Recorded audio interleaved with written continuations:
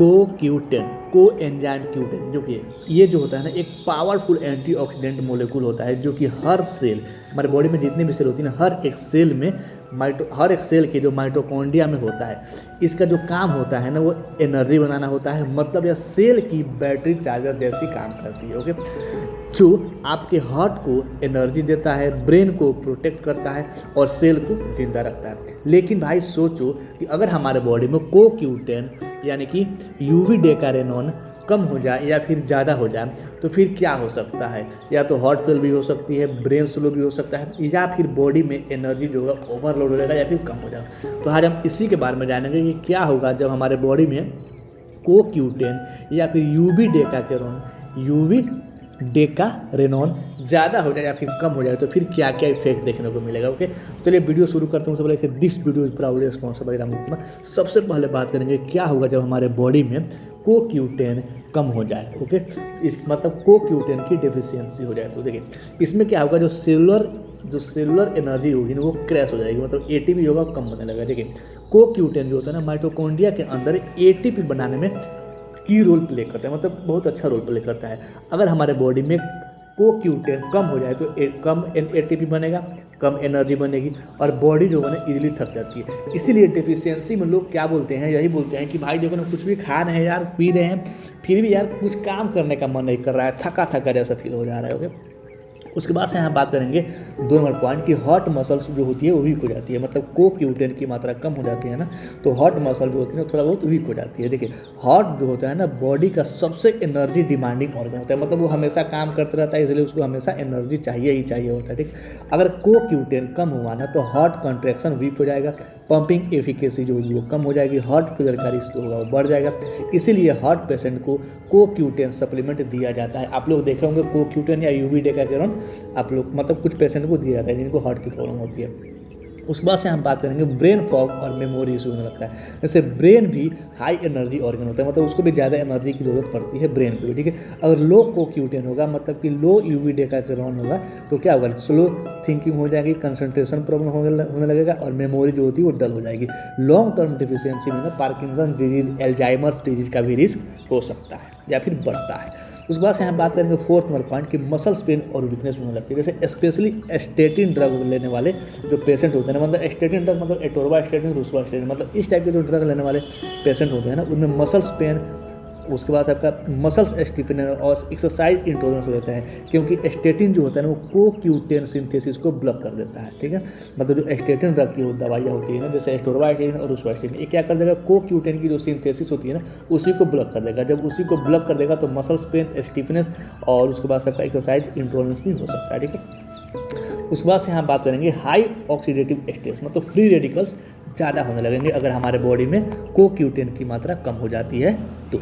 इसमें क्या होगा, देखो CoQ10 जो होता है ना एक पावरफुल एंटीऑक्सीडेंट होता है। ठीक, अगर ये कम हुआ हमारे बॉडी में तो जो फ्री रेडिकल्स होते हैं ना वो अनकंट्रोल हो जाते हैं। ठीक है, जिसके कारण जब फ्री रेडिकल अनकंट्रोल हो जाएंगे, ज़्यादा हो जाएंगे तो फिर सेल डैमेज करेगा, DNA डैमेज करेगा, जिसके कारण हमारे जो बॉडी है या जो हमारी है वो एज जो होगी वो फास्ट होने लगेगी, मतलब ज़्यादा एज जल्दी आने लगेगा। ओके, उस बात से यहाँ बात करेंगे लो इम्यूनिटी। जैसे इम्यून सेल को भी क्या करता है, इम्यून सेल को भी क्या चाहिए, एनर्जी चाहिए होता है। ठीक है, लेकिन अगर लो CoQ10 होगा ना, लो CoQ10 मतलब कम CoQ10 होगा तो जो हमारी वीक इम्यून रिस्पॉन्स होने लगेगा और इन्फेक्शन जो होगा वो जल्दी लगेगा। ओके, उसके बाद से हम बात करेंगे 7th नंबर पॉइंट कि हमारी जो फर्टिलिटी इशू भी होती है। जैसे मेल में क्या होगा ना, स्पर्म की मोटिलिटी जो है ना, मोटिलिटी जो कम हो जाती है, और फीमेल में क्या होगा ना, एग की जो क्वालिटी इफेक्ट है ना वो भी कम हो जाएगी, तो क्वालिटी इफेक्ट भी हो सकता है। उसके बाद से इजीली जो हम लोग इसलिए जो क्या होता है ना इनफर्टिलिटी केसेस में भी क्या हो जाता है, किसी पेशेंट को आप लोग देखे होंगे इनफर्टिलिटी की केस में क्या किया जाता है, उन लोगों को CoQ10 दिया जाता है। तो यहाँ पे बात करें कुछ फेटिंग और डिप्रेशन टाइप के सिम्टम जैसे क्रोनिक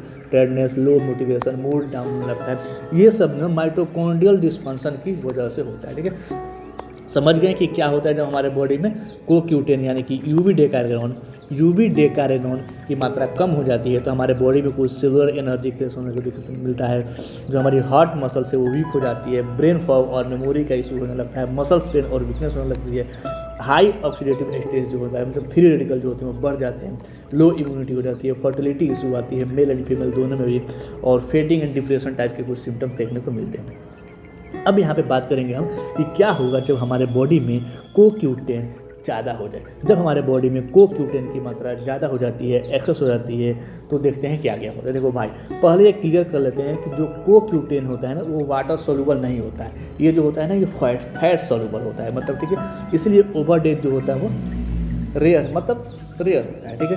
तो सबसे पहले यहाँ बात करें, बट सप्लीमेंट अगर आप ले रहे हैं मिसयूज से क्या होगा, प्रॉब्लम आ सकती है हमारे बॉडी में, ठीक है। तो इसमें देखेंगे सबसे पहले क्या होगा, जो डाइजेस्टिव सिस्टम डिस्टर्बेंस होने लगा। जैसे एक्सेस CoQ10 से क्या होगा, नोजिया, लूज मोशन और एब्डोमिनल डिस्कम्फर्ट होने लगेगा, स्पेशली जब खाली पेट आप ले रहे हैं तो एम्प्टी पेट लिया जाए तो। ओके, उसके बाद से हम बात करेंगे लो ब्लड प्रेशर। जैसे CoQ10 जो होता है ना, बीपी को नेचुरली लोअर करता है, ठीक है।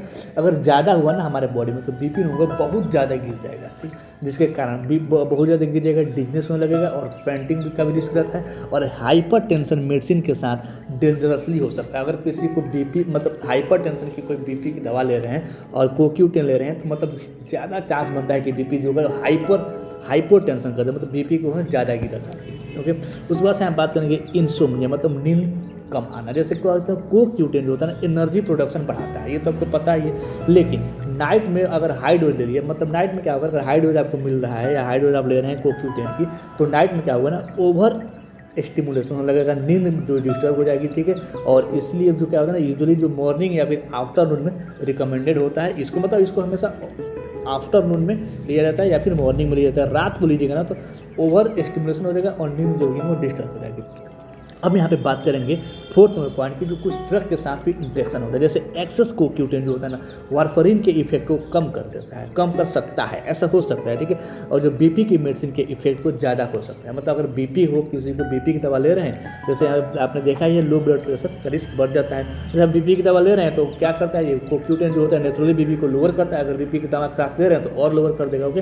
तो कुछ उसके साथ भी बीपी की दवा के साथ भी इंटरेक्शन करता है, इसीलिए बिना डॉक्टर के एडवाइस के CoQ10 मेडिसिन न ले। खासकर वो लोग जो डायबिटीज़ के पेशेंट हैं, जो बीपी के पेशेंट हैं, जो हार्ट के पेशेंट हैं, वो लोग जो क्या करें ना, कोई भी दवा लेने से पहले हमेशा डॉक्टर से बातचीत करके ही लें।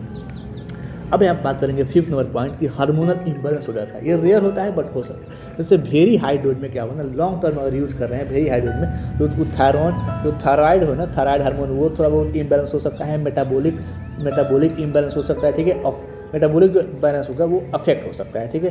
बट रेयर होता है बट पॉसिबल है, मतलब हो सकता है। उसके बाद से हम बात करेंगे सिक्स नंबर पॉइंट की, हेडेक और इरिटेबिलिटी हो सकती है। जैसे एनर्जी जो है ना, ओवर ड्राइव की वजह से माइल्ड हेडेक और रेस्टलेसनेस फील करेंगे और एंजाइटी टाइप की कुछ फीलिंग देखने को मिलेगी। यहाँ पे जब सेवन्थ नंबर पॉइंट की बात करेंगे कि जो लीवर है ना, लीवर लोड, वो हाई डोज लॉन्ग टर्म में क्या होता है, लीवर लोड को पड़ता है। जैसे मेटाबॉलिज्म जो होता है लीवर में होता है, ये आपको पता ही है। अगर लॉन्ग टर्म तक आप इसको ले रहे हैं ना, तो लॉन्ग टर्म पे क्या होगा, मेगा डोजेज ले रहे हैं ना, तो लीवर एंजाइम जो है थोड़ा इलेवेट हो सकता है, ओके। उसके बाद से हम बात करेंगे 8 नंबर पॉइंट की, no extra benefit after limit. देखिए हमारे बॉडी में किसी चीज़ की एक लिमिट होती है, अगर लिमिट के बाद उसको लिया जाए तो पक्का कि नुकसान करेगा। अगर एक लिमिट से कम हो हमारे बॉडी में तभी नुकसान करेगा, ठीक है। अगर एक लिमिट के बाद एक्स्ट्रा CoQ10 जो होता है ना, वो कोई एक्स्ट्रा फायदा नहीं देता है। जैसे बहुत लोग सोचते हैं कि नहीं यार काम करेंगे एक्स्ट्रा फायदा मिलेगा, एक्स्ट्रा फायदा का, पर कुछ मिलता नहीं। ये सिर्फ एक साइड इफेक्ट, मतलब सिर्फ साइड इफेक्ट ही होगा, साइड इफेक्ट का ही रिस्क बढ़ेगा, बाकी कुछ मिलेगा नहीं। उस बात से जो हमारे बॉडी जो है ना बहुत स्मार्ट होती है, ठीक है। और यूज़ जितना चाहिए होता है ना उतना ही यूज़ करती है, उससे अधिक यूज़ नहीं करती। उससे अधिक आप दीजिएगा तो या तो टॉक्सिसिटी होगी या फिर हमारे शरीर उसको बाहर निकाल देगी। अगर बाहर नहीं निकल पाएगी तो हमारे बॉडी में जमा हो जाएगा, जिसके कारण टॉक्सिसिटी का रिस्क बढ़ जाता है। कुछ एक्स्ट्रा टिप्स देख सकते हैं, जैसे नॉर्मल जो सप्लीमेंट की डोज होती है ना, वो 30 से 200 mg पर डे तक हो जाता है। मतलब ये अकॉर्डिंग टू पेशेंट के कंडीशन के हिसाब से ऐसा होता है कि 30 mg से लेकर के 200 mg के बीच दिया जाता है। कुछ जो बेस्ट एब्जॉर्प्शन है ना फैटी मील के साथ, मतलब जो फैटी मील है ना, खाना खाने के बाद ही लेने की कोशिश करें, ज़्यादा अच्छा रहता है, ठीक है। उस बात से हम बात करेंगे CoQ10 लेवल क्यों जरूरी, मतलब क्यों कम हो जाते हैं। जो CoQ10 लेवल है ना, यूवी डेकाइरोनॉन, वो क्यों कम हो जाते हैं। देखिए एक तो एज बढ़ने पर कम हो जाती है, अगर आफ्टर आप 30 और 40 के एबव जाएँ तो कम हो जाती है। और जो स्टेटिन ड्रग लेने वाले हैं, जैसे एटोरवास्टेटिन, रुसवास्टेटिन, ये सब टाइप की जो ड्रग लेने वाले हैं तो उनमें भी कम हो जाती है। कुछ अगर किसी को क्रोनिक डिजीज हो, जैसे हार्ट की डिजीज हो, डायबिटीज़ की प्रॉब्लम हो या फिर पार्किंसन डिजीज हो, उनमें भी CoQ10 की जो लेवल होती है वो कम हो जाती है।